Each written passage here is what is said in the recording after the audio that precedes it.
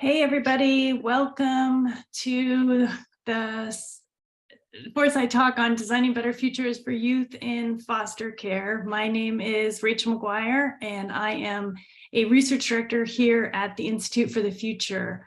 We're going to get started in just a minute here, but while you wait, I'd encourage you all to go ahead and introduce yourself on the chat. Let us know who you are and where you're joining us from. And if you're so inclined, we'd also love to know what interests you about the topic. It'll help inform our conversation today.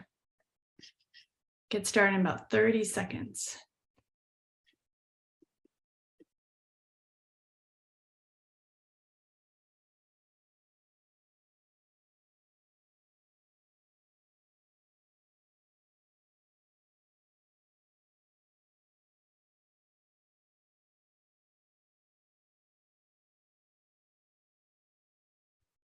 All right. So again, I'll just keep introducing myself as more people keep joining. I'm Rachel McGuire. I'll be facilitating today's conversation and today's Foresight Talk. Really pleased to be with you all today. Thank you again for joining.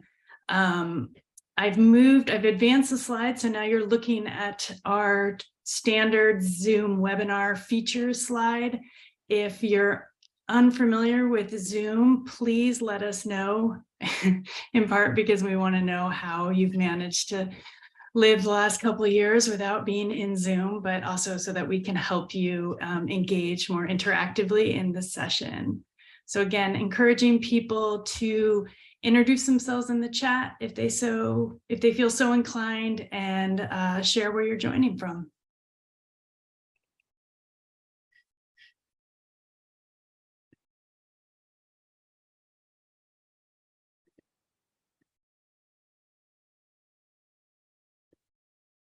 To share a little bit of how we will spend the next hour together, I've been asked to share some information about IFTF and about Foresight Essentials, so I'll take care of that and a bit of housekeeping before I will start a conversation with Jennifer Rodriguez, who's the executive director of the Youth Law Center. She's also the partner that we've had to do this work on the future of extended foster care.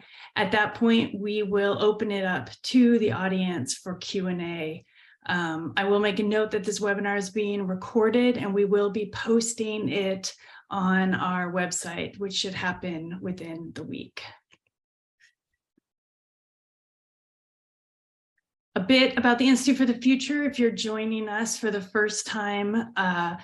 We are an independent public interest organization that was founded in 1968. We are based in Silicon Valley in Palo Alto, California, but many of us live in different parts of the US and North America. Our mission is to help people, organizations, or of all kinds, and people become future ready. And we do that by providing practical tools, research, and programs that turn foresight into the critical new insights that ultimately lead to transformative action. And a little bit about Foresight Essentials, which is the program within Institute for the Future that is sponsoring today's webinar. Foresight Essentials is essentially our capacity building side of the house. They do a lot of trainings and teach the skills, tools, and mindsets that you need to do foresight work. And they offer trainings for individuals, such as Foresight Essentials, Design Futures, and Scenario Building. They also offer team trainings, custom trainings, and also Future Back accelerators. And they also offer community trainings. There's a course on Coursera on futures thinking that is self-paced and self-guided. And there's also an online set of resources for preparing for life after COVID-19.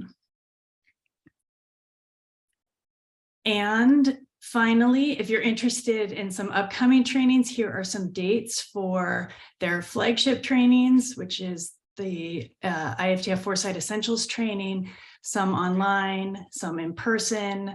There's an upcoming scenario building training session, all online, and a design futures training session, also online. All of this information is also available on our website.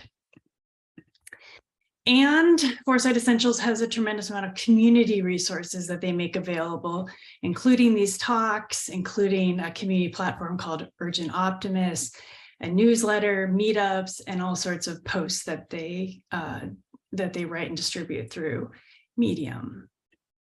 Okay, and with that, I think I've gotten through my housekeeping, and I can graciously ask my guest of honor, Jennifer Rodriguez, to join me in this webinar.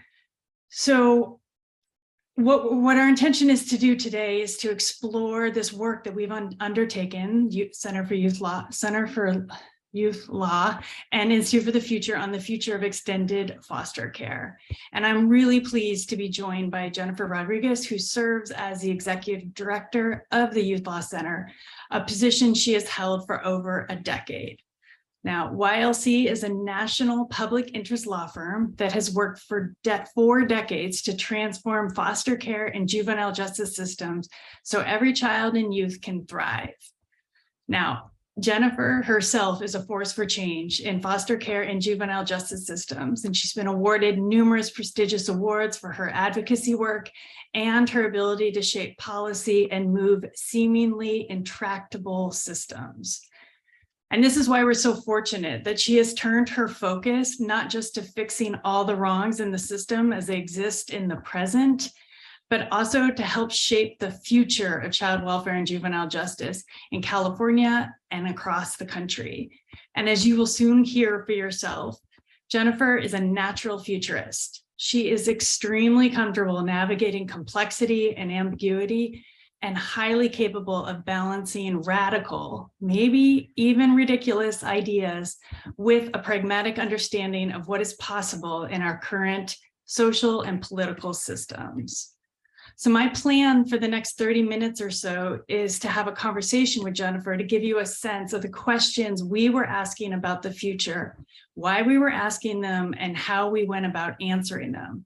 And we'll also share what we hope to accomplish next with this work. And after that, I'm going to open it up for questions and discussions. So in the meantime, please feel free to put your questions in the Q&A part of the webinar or save them for the discussion time. Now, the focus of this conversation, just like all Foresight Essentials talks, is to talk about how we actually did the research behind the Future of Extended Foster Care report that's coming out in January. But I think it would help everyone if they had some basic understanding of this topic. So Jennifer, as I invite you to join us and offer your welcome and your opening remarks, can you also just give us a high-level overview of extended foster care? What was it designed to do? And what's your assessment of whether or not it's presently doing what it was designed to do? Yeah, absolutely. Thank you so much, Rachel, and happy to be with everyone this morning or afternoon, depending on where you're joining us from. And I really appreciate Rachel saying that I'm a natural futurist. I think I'm a learner, definitely learning how to be a futurist. As an advocate who is focused on system change, I actually don't see, now that I know more about being a futurist and how to use foresight, I don't actually see how you can be an effective or responsible advocate without harnessing these tools as sort of part of your practice. So that makes me very, very motivated to learn. But so I'll start with Rachel's first question about what extended foster care is and what it was really designed to do. And I could see in the chat that some of you do actually have experience working with young people who have been in foster care or are in foster care. So and others of you may just be getting introduced to this population. So I'll give an overview that may be too basic for some, so just bear with me. And that is that when children or youth are removed from their families for typically for allegations of abuse or neglect, the goal of the child welfare system is to return children back to their families. And if they can't return them back to their own family, then to find a forever family for them, some other setting that will be sort of their permanent support system and family for the rest of their life. But the child welfare system fails for a lot of young people to actually achieve those goals. And so there is a significant population of youth who actually end up growing up in foster care without having a family, without really being parented. And when those young people, in the past, when those young people turned 18, sort of that milestone for them was celebrated often with a notice to vacate the facility that they were living in or the foster home that they were living in. And what we saw across the country was that so many of those young people exited foster care to homelessness. An alarmingly high number of those youth would end up involved with the adult criminal system soon after exiting foster care. Many of those young people became parents in the few years after exiting foster care and subsequently were involved with the child welfare system for their own children. So what we really saw was that youth were exiting without the support net that they needed to be successful as adults. And there was a multitude of reasons for this. And extended foster care was not designed to sort of address most of those reasons. What it was designed to do was to really provide a safety net for 18 to 21-year-olds. So the federal government gave states across the country the option to extend foster care from 18 to a young person's 21st birthday. So basically 3 more years to get it right for youth. And the idea was that the most vulnerable youth really needed this support net more than anybody else. And so this was sort of extended foster care was specifically intended to be for youth who might otherwise struggle and end up, having their life go a direction that none of us wanted to see happen. And so extended foster care allows a number of things in California. It's different state to state, but in California, what it allows is youth to stay in a family placement up to the age of 21, to live independently on their own in a supervised setting until 21, to receive the foster care payment themselves directly and take that and use that money to support themselves, or, for example, to pay for the cost of living in a dorm and going to college. Sort of the system was designed to be a stand-in for what the parents of young adults do, in that transitional period of life. But unfortunately, what we've seen, we had this kind of vision that this was like a chance for the system to have 3 more years to do the thing that it ultimately had really failed to do, which was to make sure that young people were connected with family that could be a natural support, not a governmental aid program or a benefit program, but a natural support for the rest of their life. So our vision was the system would hustle for those 3 years, make sure all of those youth got what they needed, and that this very developmentally appropriate system would be designed around young adults' needs, where they had a lot of agency, they could learn, how to really navigate the world so that once their 21st birthday came, they wouldn't be falling off the same cliff that they would have fallen off at 18. It wasn't designed to sort of postpone doom for 3 years. It was really designed to give the system a chance to help you thrive.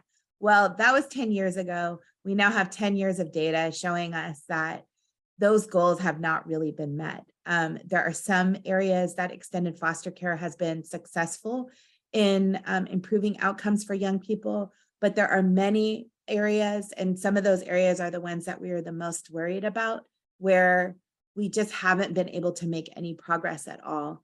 And I think when I think about sort of what most concerns me, during the pandemic, one of the data points that we received was it was over half of young people that were in extended foster care said they had nobody. They didn't have a single adult to turn to, for very practical things like helping with meal deliveries or notifying somebody that they were sick with COVID, or for, the mental health kind of needs that were equally practical for social companionship and for relationship. So there's a need for a change. And it was then, thank you, it was then during the pandemic that my recollection is it was a cold email that you sent to Institute for the Future after having participated in a virtual workshop on post-pandemic futures.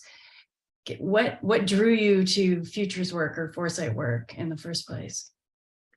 Yeah, I mean, I was really lucky. One of our funders, the California Wellness Foundation, brought in Institute for the Future as a trainer for all grantees and offered us the chance to do this post-pandemic scenario planning, which all of us who run organizations were scrambling, trying to figure out, really how to plan. How do we plan for our budget for next year? How do we plan our advocacy goals? How do we plan staffing?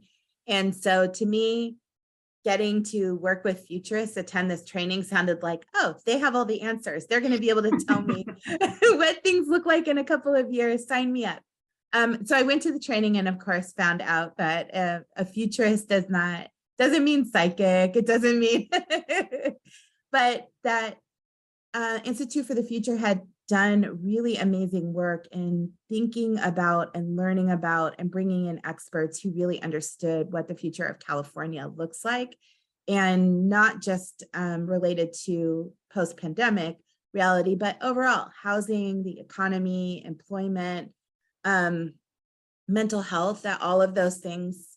And the reason that was so attractive to me was for a couple of reasons. One is for everyone to know how I came into being a lawyer and working at the Youth Law Center is that I grew up in foster care. I grew up in foster care. I was in institutions for most of my childhood. By the time I was a teenager, I was incarcerated. And so I really strongly, as a lawyer and an advocate, I believe that the people that are most impacted by policy and by decision makings, they're often the furthest away from like the resources and the power to make change, but they're closest to the solutions.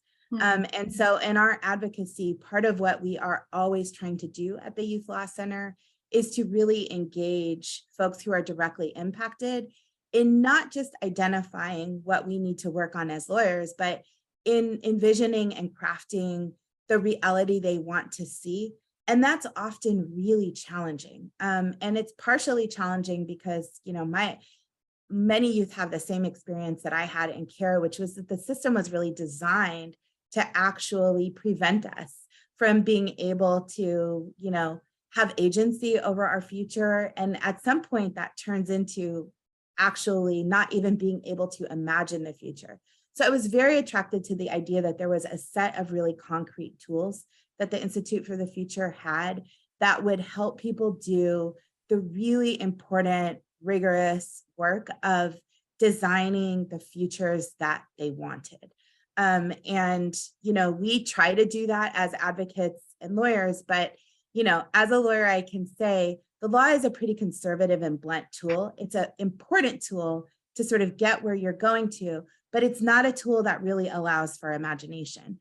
And so our advocacy does depend on the right people being able to sort of envision the future that they want.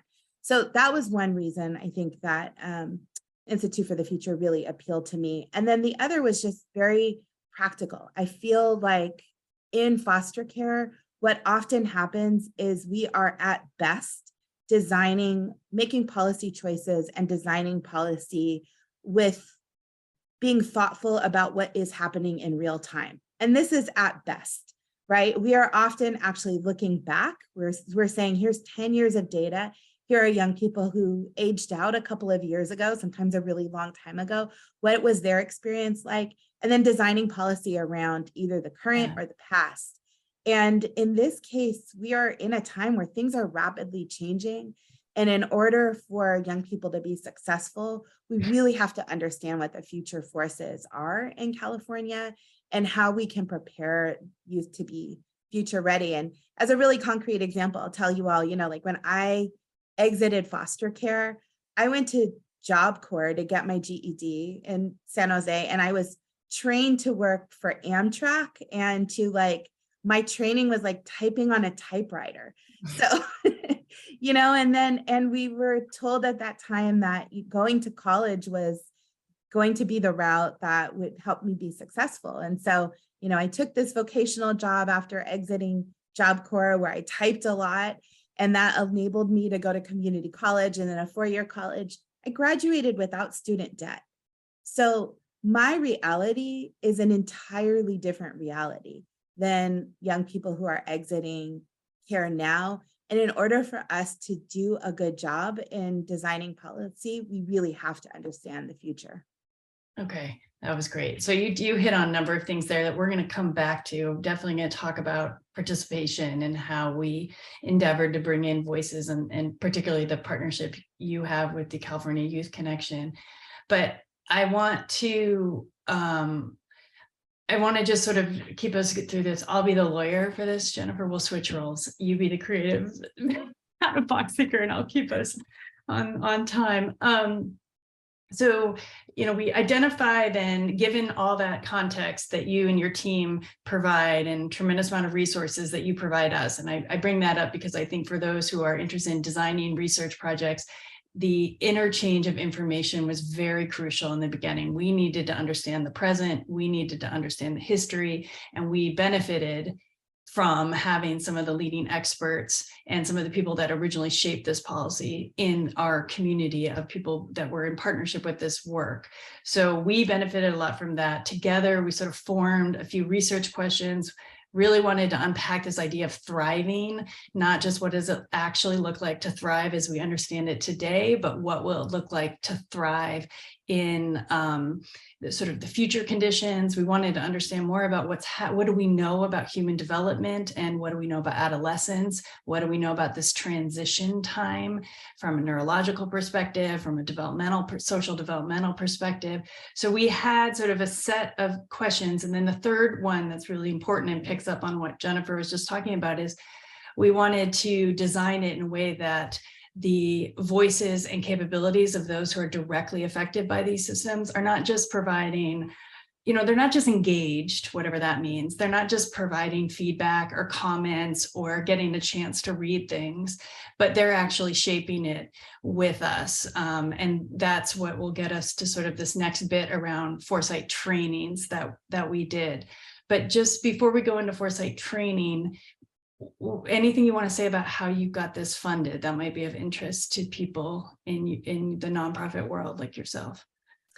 Yeah, absolutely. So Tipping Point Community was willing to make an investment to the Youth Law Center. And this was actually before we had met the Institute for the Future in a 3-year process to really work on reimagining extended foster care.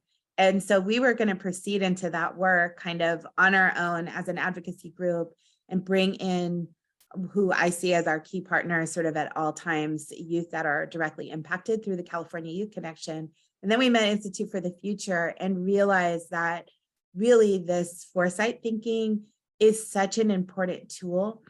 And it wasn't just a tool in helping us achieve the project objectives, but the California Youth Connection is an organization of current and former foster youth, young people who have actually experienced the system themselves. There's hundreds of members across the state of California, and their whole mission is to work on translating their personal experiences into local, statewide, national change. And so what I really wanted to do with this project was not just have the Institute for the Future sort of inform our end policy campaign, but actually use this as an opportunity to invest in those young people's leadership. Because, one of the things that I love that Institute for the Future says is that, futures thinking is an intervention. And I think that it is so powerful for young people who have experienced care and have experienced oppression and haven't had the opportunity to really vision and design to have these tools kind of in their toolbox and at their disposal. So part of the way that we designed this project was to make sure that there was an opportunity for the Institute for the Future to train young people who had been directly impacted and how to use foresight tools. And our hope was they would not just use them in the project, but they would use them outside in their broader advocacy work. They'd use them in their own lives, but that it's sort of a gift to be able to give somebody that opportunity to, at all times, envision what you're working for in the future that you're trying to create, whether that's for you, for others, for your immediate family. Yeah, I mean, I think the trainers that did it would also say it was a super affirming experience for them as well. It was challenging. A number of people were doing the training on a mobile phone. Many were in transit. They didn't have a space where they could sort of settle in for a number of hours and do this kind of work. So there was a different design approach, I think, that came with the training. And there were some observations that were made about how it's not, you can't just flip a switch and immediately begin, feel like everyone there feels like they have permission to think about a long-term future. So we can get into this too in the Q&A, but a lot of learnings around how the future cannot always seem like a safe space. It's not always presented as a space full of possibilities. And therefore, I think the design of this training had to have sensitivity to the fact that the future comes with a lot of what your past experience has informed you about what the future might be. Okay, so we did these trainings. We did them with your staff. We did them with the California Youth Connection. And then we put together a series of expert workshops. And I mentioned earlier about one of our questions, research questions, really focusing on this notion of thriving. What does it look like? Do we have a working definition that anyone likes presently of thriving?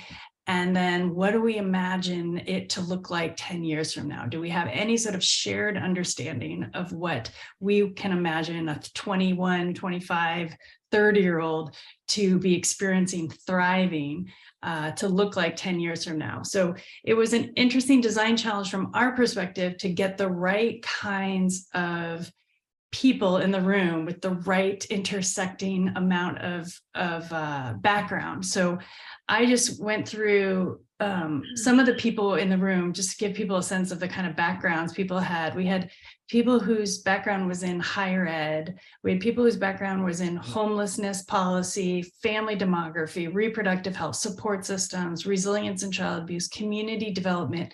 We had someone whose background was in rituals, and then another who was in climate and mental health. So that just gives you a sense of the kinds of people we're trying to gather together to really grapple with this idea of thriving and what it do. I think the big takeaway is no, there is no present day definition that everyone seems to be working off of. And I think we got a little closer to what it might mean in the future. And some of that is in our report.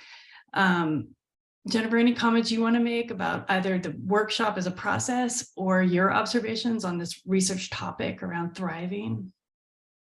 Yeah, I mean, it's interesting how in the field that's responsible for the care of young people, thriving has almost been defined by a laundry list of things that the system does not want youth to do or does not want to have happen to youth. So it's sort of like preventing homelessness, like preventing incarceration, preventing reliance on public benefit systems, preventing housing instability. It's all of these things that are sort of negative, which to me is not at all, not at all thriving. It's sort of the minimum bar. And I know for me, I always think about thriving has to be really what I'm looking for is happy, healthy 40-year-old. How do we get there? That's the goal. And when you talk to different folks who have the backgrounds that Rachel describes, for us, it was really helpful to hear there are actual measurable ways to have a different definition of thriving. I think, sort of one of a working definition that we landed on was, a young person is thriving if they're building and nurturing these high quality social and familial relationships. So they really belong.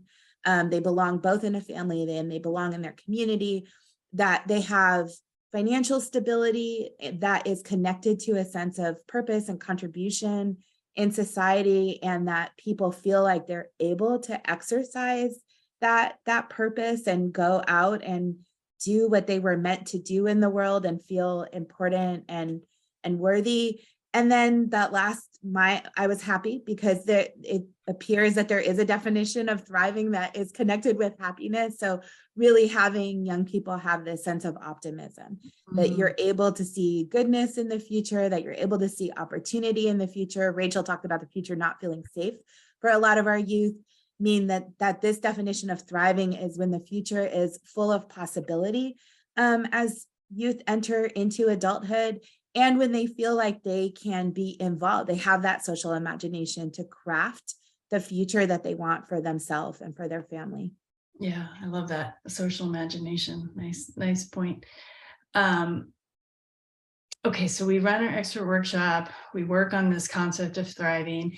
Next up is we want to apply some of the ethnographic practices that the Foresight research team at IFTF often does. And so we wanted to do long interviews with people who have direct experience as near term as possible. So either still participating in extended foster care or having recently exited, to get their sense of what's possible for the future and how they would think about redesigning it or almost recreating it in some cases.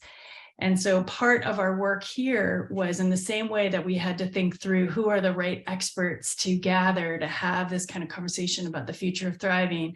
We had to think, what is the right set of characteristics or attributes that we would want in the people that we're going to interview in these one-on-one settings. And so what we tried to do here was curate a list of experiences or maybe identities that we imagine would grow more common over the next 10 years for youth who have experience in either the juvenile justice system or foster care. And so we spent a lot of time thinking through, if the future forces are sort of shaping in this direction, and this is sort of where the population seems to be going, what then might be some of the descriptions we might use for people in the future. So to give you a sense, we wanted to see, is there anyone we could talk to who experienced EFC extended foster care while being displaced due to climate. And so we interviewed someone who was part of a fire in California, and so wanted to understand what happens if you're part of extended foster care and there's a climate disaster. We wanted to talk to people who are part of a youth advocacy group, and Jennifer can speak to this later, that there's a real, at least in California and ideally in other states, a real push to bring youth advocacy closer to systems. So we wanted to see what that could be like. Experiencing homelessness. Unfortunately, we needed to understand what that experience is like if we are to imagine a future where housing continues to be unstable and inaccessible for many people. Parenting youth was another area that we wanted to make sure we had spent time with people who can give a firsthand experience of what it's like to participate in extended foster care as a parenting youth, and specifically as a male parenting youth. That seemed to be a space that didn't get enough attention in other research sources. Criminal record. I think I'll stop there. This one was the other one similar to housing, higher ed. So we needed to understand what it's like you said, Jennifer, the experience with higher ed has changed so dramatically that we need to know what it was like. And so we interviewed someone who was pursuing higher ed for the third or fourth time, trying to figure out how to bring this into, his life I think at the time we interviewed him, he was 25, but he had been trying to get to stay in higher education, but because of housing, because of economic realities, it had been something that he had to start and stop multiple times. And I think he would say also because of mental health challenges. So we wanted to make sure that view was expressed and that was understood in our research. Anything you'd add on the ethnography piece? Yeah, I guess one thing I want to say is that part of the reason that we targeted certain experiences is that we know that extended foster care was originally designed to be a safety net for young people who had particular kind of vulnerabilities and were showing up most frequently with having these negative experiences after leaving foster care. So we wanted to be sure that we were talking to those youth to hear how had extended foster care be serving them. So as Rachel mentioned, those were our parenting youth. Those were young people who had ended up being involved with the justice system. Those were young people who had experienced housing instability, who we wanted to make sure we were talking to, foster care overall is disproportionately Black, Latino, and Indigenous youth. But once you get to the point of like where the system has failed young people and failed to return them to family or find an alternate family, that disproportionality is even more pronounced. So the youth that are in extended foster care are overwhelmingly Black, Latino, and Indigenous young people. So we were being conscious of that. One of the experts that participated in the design in the expert workshop made the point that if you don't design specifically for particular populations, you're actually actively excluding them. And so his point was, given the high number of, for example, Black male teens that are in extended foster care, unless you think about a particularly culturally relevant approach, an approach that, embeds in all of the sort of community connections and what you need to do to effectively be able to connect and work with those young people, you're making an intervention that doesn't serve them at all. Yeah. And so that's part of what we wanted to make sure we didn't fall trap to in these ethnographic interviews, is we wanted to talk to the people that we are most trying to design for. Yeah, which are often thought of as the outliers today, even though they're not. Yeah, but and the truth is, if we can make a future that it works for them, that future works for everyone. Right. So, that I think we tried to be very intentional about that. So we're getting shorter on time, so I'm going to keep us moving along.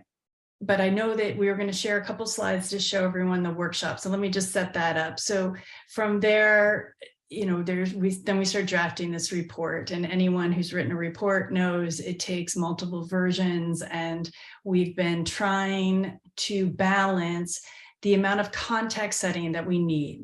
Do people understand the urgency of the present without exhausting people with all of the challenges of the present, that by the time they get to read the future, read about the future, they're either overwhelmed by the present, or maybe just overwhelmed by the amount of pages of the report. So it's been a dance to go back and forth to make sure that we're conveying where the challenges lie without compromising sort of the imagination and possibility of the future. And part of how we've been doing this is writing these. We didn't wait until the Foresight report was completed to start running insight workshops. So for those of you familiar with IFTF, this is where we're transitioning from our Foresight to insight work. And we wanted to do that insight work while the Foresight part was still in very draft form, so that they could almost inform each other. So we ran a number of insight workshops, both with Jennifer and her team at YLC, as well as with the California Youth Connection. So Jennifer, a couple minutes on the workshop and what you took from it. Yeah, I think that the insight workshops were where it became these sort of forces, future forces that we were talking about, and the futures that we were trying to create, where they became really real and concrete for the team. And in particular, I think we had a team of folks who are policy oriented, they're action oriented, right? We're not talking about futures in terms of like philosophically what we'd like to see for youth. We're talking about actionable, what do we see we can get in a 3, 5, 10-year campaign. And people kept getting sort of caught by the present or trapped in the present, I think. And because some of these things, if you take the big goal, the big, sort of future of saying, every single young person in foster care needs to have algorithmic dexterity, right, to succeed. Well, we are in a present where many young people in foster care don't even have like access to the internet and a computer in their home, or it's considered to be contraband in their placements. And so jumping from, where we currently are to this future of where young people will be able to sort of be totally fluent in developing their own brand online, how to navigate the internet, like you can navigate the streets. It's too big of a leap of imagination. And so I'll just show you quickly a couple of slides. Are you able, Rachel, can you? It's coming. Yep, we can see it Okay. perfectly now. Great. So, part of what we did, this gives you an idea. One of the recommendations in the report is that we would be making a move in extended foster care from sort of saying, you can take advantage of these entitlements as the young person, but you as the youth, you are responsible for going out and seeking what you need and maintaining eligibility. I saw somebody asked about how do you maintain eligibility. It's actually kind of complicated. You have to be in school a certain number of hours, working a certain number of hours, pursuing employment, unable to do those things because of some other condition. But a lot of the responsibility rests on the youth, and it's not supposed to be that way. It wasn't designed to be that way, but that's how it plays out in purpose, is that the sort of responsibility rests on the young person. So we're trying to move towards an approach where every young person would be guaranteed basic assets, and it would be the responsibility of the system to ensure that young people have those. So you can see here on the slide that I'm showing you, this is where we sort of walked out. So how would you get there? And what would that look like in actual policy change? So you'd have to evaluate the success of agencies differently. You'd have to hold them accountable. There would have to be some kind of consequences if agencies don't actually meet their goals. You might have to create new oversight bodies. So this was a really helpful exercise for us because it helped us sort of translate into policy. And then I can show you, we also did if you all are expert futurists, that you're familiar with the Ride to Waves exercise. And so this was what we did with relational design. And so this is the idea that everything in extended foster care would be designed to support a young person's relationships, both with individuals and sort of with community, so that by the time they exit at 21, they have a family, they're connected with multiple different communities that can help achieve those goals I mentioned earlier. So this being very, very concrete here, and thinking about it allowed us the opportunity to get into the present and say, okay, what are the things that would have to stop? What are the things that we can actually move forward? What is it going to look like in the interim? So that as we're thinking about 2035 as our goal year, what are the actual strategic action steps and goals that the Youth Law Center has to take, that the California Youth Connection has to take, that the advocacy community would have to take to get us there? And I think for us, we're issuing this report early next year, and we do really want to educate people, because I think in our field, in foster care, we're very insulated from sort of the broader future forces. But more importantly, we want people to understand how to take action. So we as advocates need to be really fluent in being able to take what folks are going to read and translate that into, and here's the things you can do now. Yeah, and so that is sort of, just to comment on the second curve from my perspective, what was, the draw consequences, which the first tool, I'd never seen 7 lawyers go after something as granularly as you did, but I also really learned a lot about how, words really matter in your field. And so, a lot of time was spent on, if we're using the word guaranteed, then all these things have to happen. And it brought back a memory from the very beginning of the endeavor around data, where we were saying, what sort of data is collected, and who collects it, and who owns it, and how do you use it? And we don't have to go deep into this because we're running out of time, but you were very clear to let us know that there really wasn't a lot of accountability data on the side of the system, that most of the data was converted into accountability on the people who are the users, let's call them, of the system. And so there's a real apprehension about, anytime we collect data, it doesn't necessarily change the system. And this was, I thought, a nice connection to now if we're talking about guaranteed, assets or resources, then we're talking about, we're collecting data to hold the system accountable. So it sort of now there was like a reason for all this data collection on these young people. And then the second curve tool was interesting for me from a foresight practitioner point of view, because I saw how you all recognized that you cannot get to relational health through incremental change, because it's not embedded at all in how extended foster care exists today. I mean, it's in words, but it's not in the structures, that you actually needed to build out this new curve or this new future. Because if you just tried to tinker with what you have presently, you won't get to the relational health and stability that we're looking for in this definition of thriving. So we are getting there with this report, and I think we can commit to Q1, it going public. So IFTF will put it on our website. We'll move it through our social media channels. I'm assuming you'll do something similar on your side, but you just spoke about it earlier, but maybe one more minute, and then we'll open up to questions on what do you want from this work? What's your hope that the impact of a foresight report will have on your field?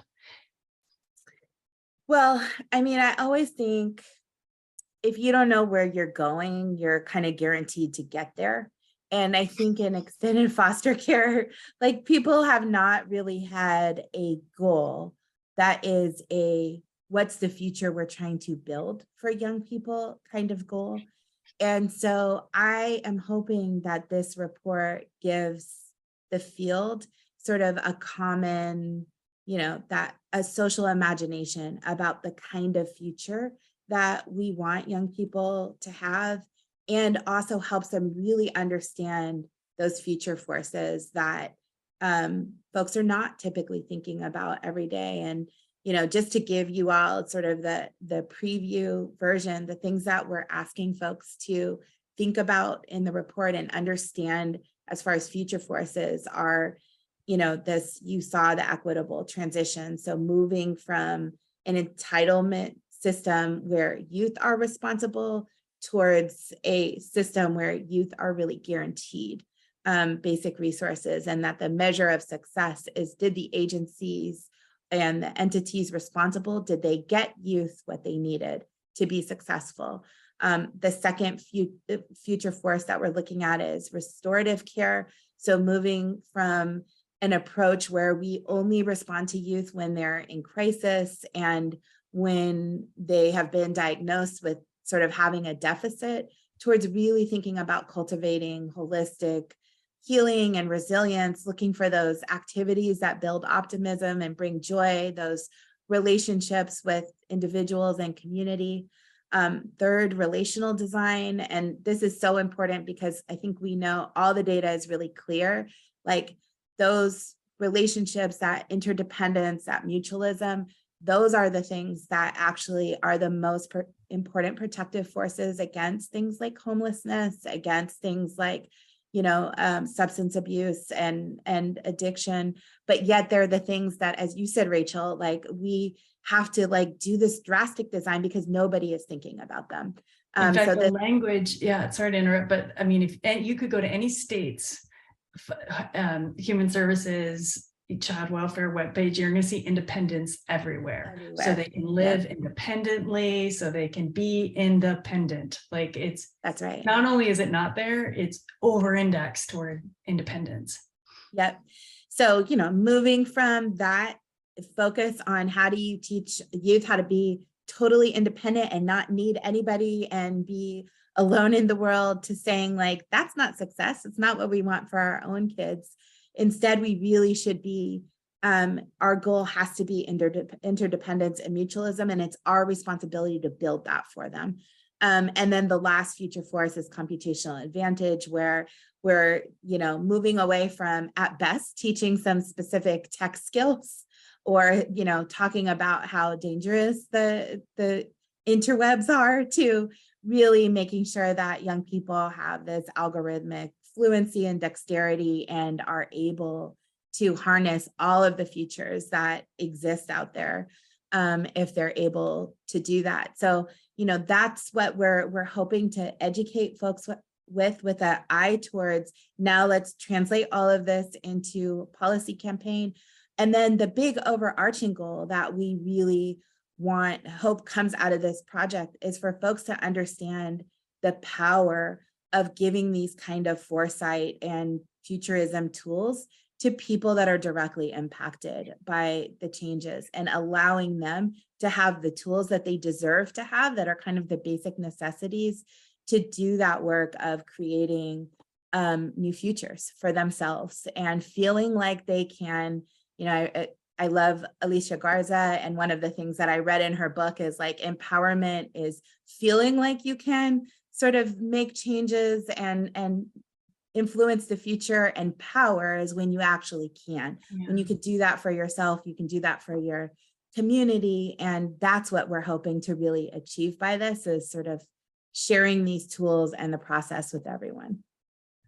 Thank you. Such a nice recapture of it. There's a couple questions that connect to what you just said. So I'll give them to you both. You can take them in either order. One is, anecdotally, have you heard anything from CYC and some of the young people who we've touched in this project? Are they using these tools as thinking in their personal lives or in their advocacy work? And then how are we going to bring them into sorry, can you see the questions? What role will people with direct experience play in the next phases?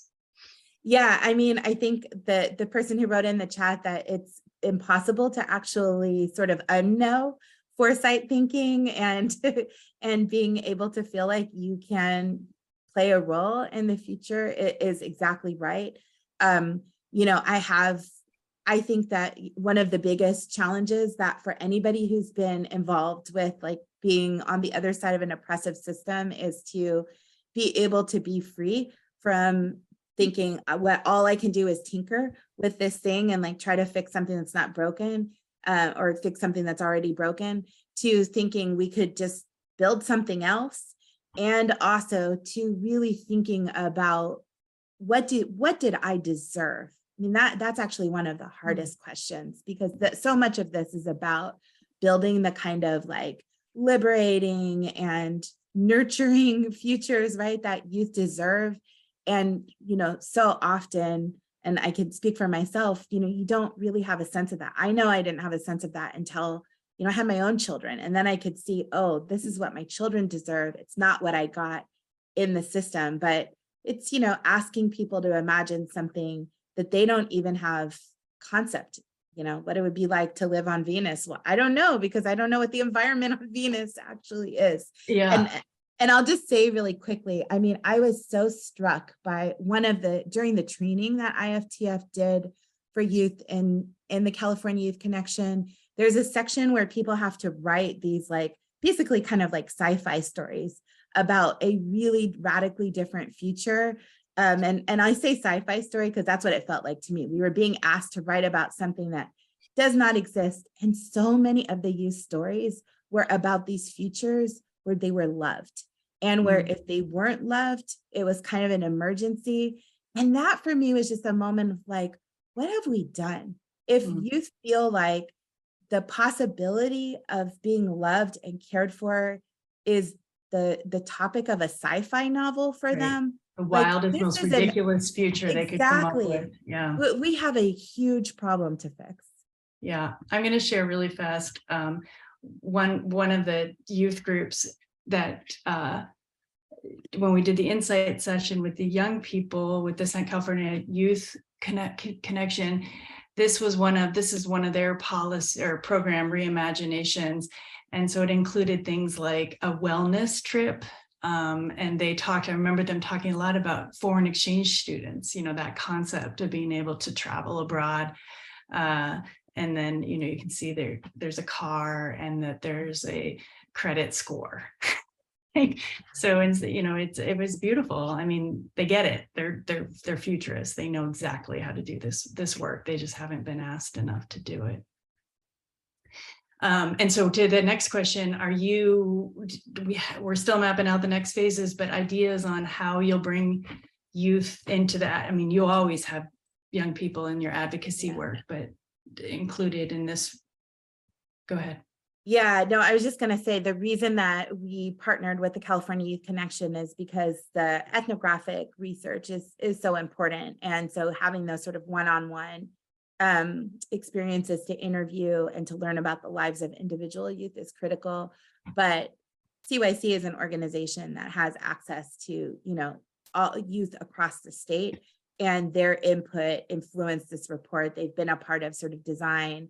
We've had policy brainstorming sessions. So our second year is really going to be spent figuring out how do we translate these recommendations into actionable policy campaigns and starting to roll that out in partnership with the people that are most impacted.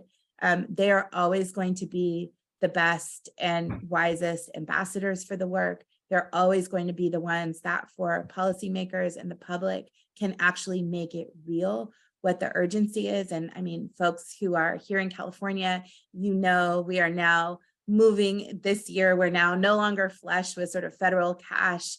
Everything is going to be a battle that costs money. So it's going to be really important that we can articulate why this is a policy priority. And nobody is better to do that than young people. And we also imagine that this will sort of be a work in progress. It's going to be changing as futures change, right? And as those forces change, and we have the tools now, right? Our young people have the tools, we have the tools. So we're learners and we'll keep trying to apply them as we go along. Great. Great. Well, thank you so much. I mean, thank you for all the work you put in over the last year, but for the point of today, thank you for participating in this and sharing how you envision that the last work or year and a half of work that we've done together. So I have one more slide I'm supposed to show before we close, which is to invite everyone to the next Foresight Talk, which will be on Monday. Wow, it's just around the corner, December 12th. Building aspirational vision for the future New Zealand food system. I can't come up with a segue, but I hope you all will join IFTF for that one. And Jennifer, thank you again for your time, and thank everyone for joining us today. Have a great rest of your day.